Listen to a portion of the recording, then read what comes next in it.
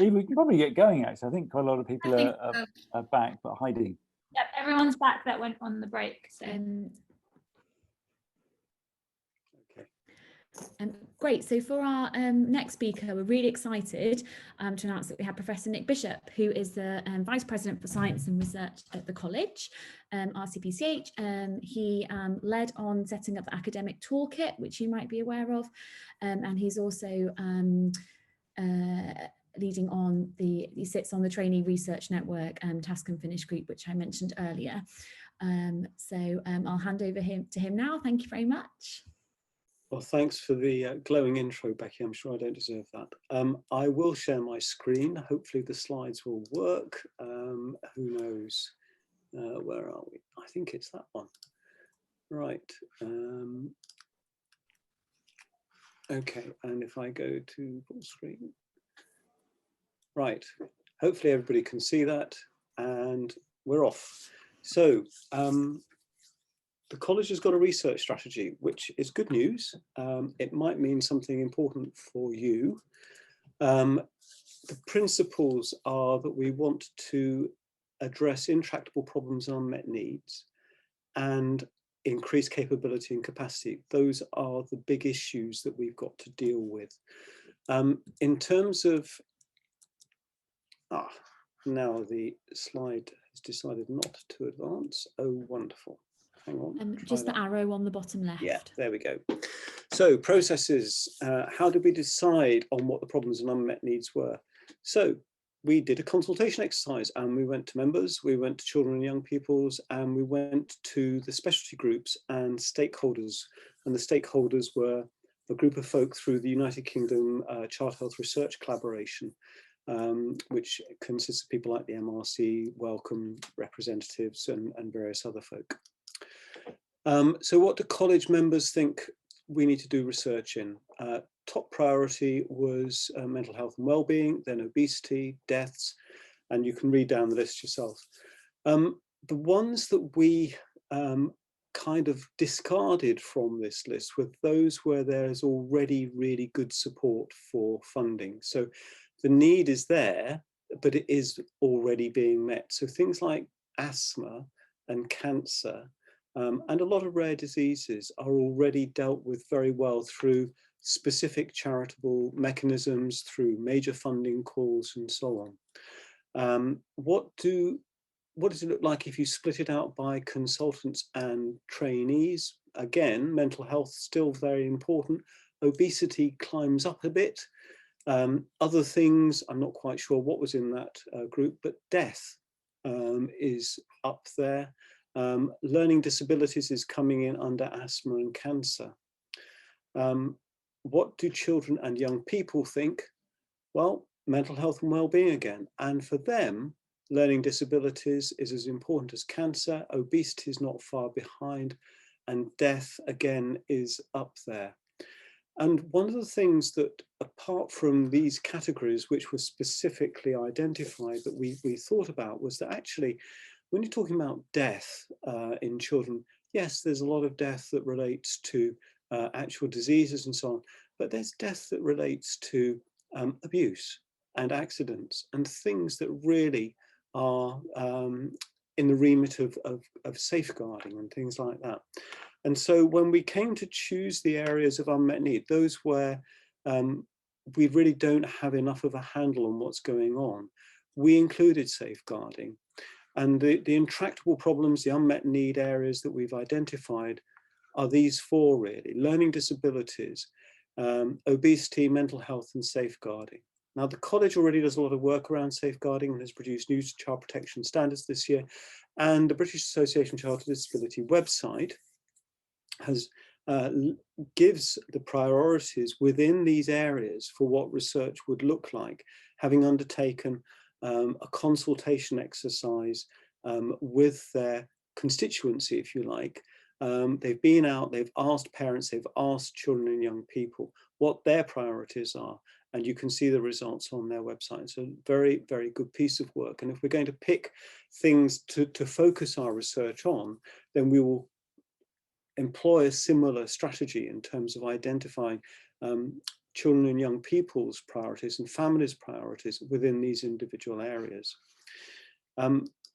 What about the capability and capacity? And that's what I want to spend a bit more time focusing on now. Well, if you look at what's happened to the paediatric medical workforce over the last 15 to 20 years, it's gone up, and it's gone up a lot. It's nearly doubled.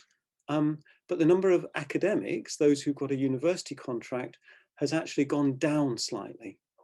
And in terms of the actual academic population, if you like, it's become an inverted pyramid. There are far too many professors, and what it suggests is that the pipeline of producing new academics is pretty well broken, to be quite honest.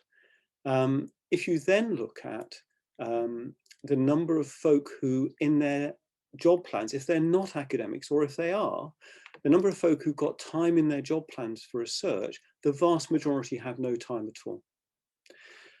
Even so, for those who have no time in their job plan, some still do research. And for those who do have time in their job plan, most overperform against the amount of time they're given in pursuit of doing research and innovation related activities. So there is a strong desire amongst the consultant workforce to undertake research and innovation. And that is also reflected in the trainees. Now, the trainee survey, which was done in 2015, was limited to ST1 to 3 trainees. Limited number of responders across 7 deaneries. Most had very little research experience, and the majority as well did not know who to go to for help and advice. However, if you look at the overall map, if you like, of what people are interested in, over 90% of trainees had worked in a hospital which had children who were involved in research. More than 90% thought that research was an important part of training. More than 90% said they'd value more research experience during training. Less than 5% thought that current training provided enough opportunity for them to undertake or be involved in research. So what are the barriers to you guys getting started? The one that is cited most commonly is, I don't have enough time. Followed by, I don't know who to go to help me. And I'm really not very sure that I can do it. So it does look, when you look at the research landscape, a bit like a jungle, particularly when you're thinking about how you actually get stuff done, because the amount of regulation is huge now. But the other side of it, of course, is that when you come to look for money, it looks like that. What about the solutions? Well, we want to be focused on improving overall capacity within the child health workforce and its capability to do this kind of work. So we've got the academic toolkit. Unfortunately, go back a moment. Unfortunately, you'll see at the moment the toolkit's got my ugly face on the front of it. That is going to change very soon, I'm glad to say. And it's going through a bit of a revamp, and the front will look much more welcoming than it does currently, and much more up to date. It's going through a refresh, if you like. But the toolkit is something that we started developing 3-4 years ago. It is very focused on helping people get started into applying for an externally funded research fellowship. So it's really quite focused. I'm told that people think it's good, but its scope is relatively narrow. So we want to broaden the scope of the toolkit. But just to let you know what's in there at the moment, it's focused on these 4 things: the fundamentals: time, money, relationships, and knowing the rules. And the money side of things is taken through in some detail and connects you through to quite a lot of resources. But the most important things I need to just say right at the beginning: PPI, do your patient and public involvement work first, because if your application does not resonate with the organization that's going to fund it and isn't important to patients and the public, you won't get money. Irrespective of who the funder is, they'll just say, actually, we don't care about this. We're not going to spend time, effort, money supporting you in doing this. But once you've dealt with that and you know who your funder is, then all of the rest of this, funder databases, patient advisory groups, intellectual property, all those things come into play. So this is all dealt with in the toolkit, as is the timeline towards getting a fellowship application in. And it takes longer than you think, a minimum of 12 months to prepare and take it forward. In terms of the relationships, there are lots of different people you need. You need not just your educational and clinical supervisors, you need a mentor, you need an academic supervisor, you may need collaborators, you may need a clinical team like these folk down here, and you need the patient advisory group down there seen bottom right, a focus group. That should be the start of your journey, really. In terms of processes, think about the end at the beginning. Always think about why your research is important, what it means to the people who are on the receiving end. You might want to pull in multiple experts and use the interactive process map and timeline that's in the toolkit, and it will tell you when you need, what you need to do at what stage and things like that. Use milestones, tick lists, and so on to get it all done. So that's the toolkit for you. What else are we up to? Well, we hope that the jungle won't be so much of a jungle when you've had a look at the toolkit. There'll be a clearing there, and we hope that the desert won't be quite so bad. There might be hope and there might be life, even if it only does come out at night. But the college is doing other things. One of the things that we know is that things only get done when they get measured. So good clinical practice is going to become a mandatory part of training for all of us as SHAPE rolls out. It'll be part of the new curriculum. People will be asked to sign off on it. We've already persuaded Chris Whitty to change the competition posts within the NIHR integrated academic training pathway. There was a set of competition posts that only applied to integrated care in the elderly and older adults. We've persuaded him to take those words out so they can now apply in child health as well. And that happened over a year ago now. So particularly ACL posts, academic clinical lecturer posts, you can apply for a competition post there with a child health background. You don't have to be dealing with the elderly anymore. In terms of things that are still underway, it sounds like you've heard a bit about the National Trainee-Led Paediatric Research Network already, and obviously this is the launch of the London network. There is the training and mentorship scheme that the college is developing to support both undergraduates and paediatric trainees through the Regional Academic Advisors Group, who make up the Academic Training Committee. And there will be a regional academic advisor. In fact, there's more than one regional academic advisor for London. So hopefully they will be able to either act as mentors or signpost you to a mentor who's appropriate to your needs. The toolkit is, as I said, undergoing a revamp. So this is the stuff that's actually underway at the moment. We had a meeting. We proposed our strategy to Chris Whitty before Christmas. And originally he said, we'll meet in early February because January looks a bit choppy, which was probably the understatement of the decade. In any case, it has now been put back 4 times, and I think we finally got a date to meet him 4 o'clock next Friday afternoon, May the 7th. So hopefully that will go ahead. And the things that we're going to talk to him about there, oh, sorry, I forgot about this bit. For those of you who are interested in innovation, there's going to be a targeted master's program through the TICH network. So if you look at TICH, which is the Technology and Innovation Transforming Child Health, Children and Young People's MedTech Cooperative website, you'll be able to find it there. Sorry, derailed slightly. So the ask to the Chief Medical Officer, we've asked him to do a number of things. We've asked him to create named child health associate professorships. What that will mean is they're nominal to the college, so they'll be badged like the radiologists have a college professorship of radiology.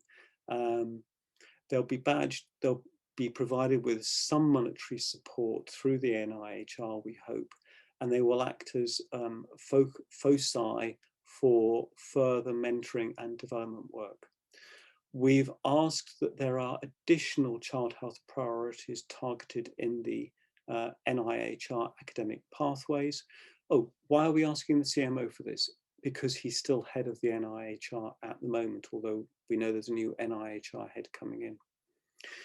We've suggested to him that we need a larger investment in child health research, either through the creation of child health incubators, as they've done for emergency medicine, or by having an NIHR school for child health research, as they do for public health and for primary care. We've asked that every biomedical research centre application that goes in should have a child health theme as part of it. And we've asked that he advocates with the NHS for there to be a formal research allocation in consultant job plans, not because we want every single consultant to do research as part of their job. We know that's unrealistic, but if there is an allocation, then and pooling of those allocations is allowed, then you could get people swapping their allocations around a bit within any individual trust and creating enough time in one individual's job plan that they can lead on research in their local area, in their trust. So those are the things that we put to Chris Whitty in our letter to him that we sent before Christmas, and that we hope we're going to discuss with him at the end of next week. And I think that's the end of my slides. So I'm very happy to take any questions that you might have. Stunned silence.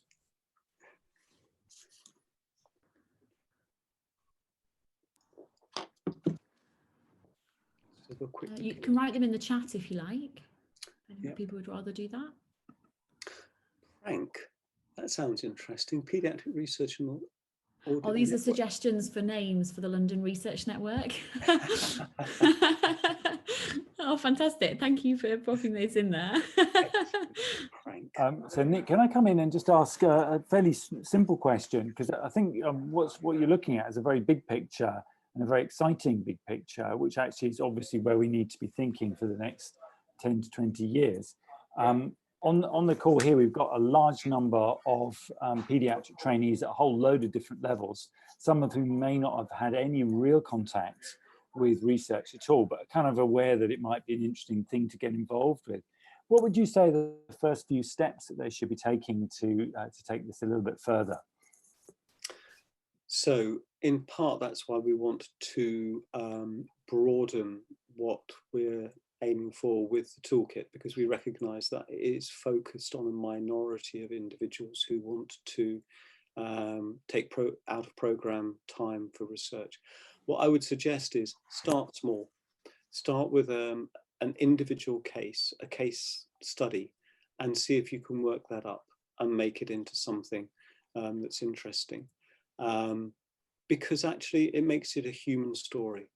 I think it is, from a research point of view and getting consent and all the governance issues and things like that, I wouldn't leap straight in and try and change the world right from the get-go.